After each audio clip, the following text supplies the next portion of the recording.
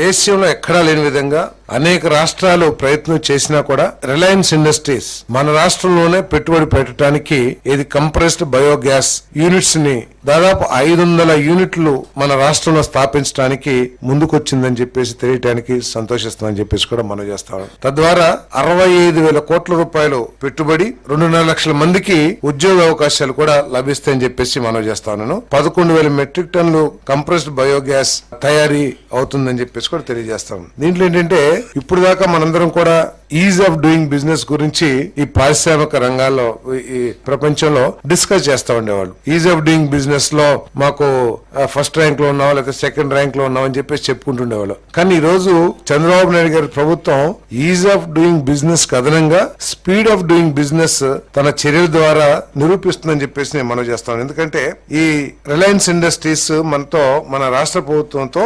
12/11/2024 MOU sign చేసింది.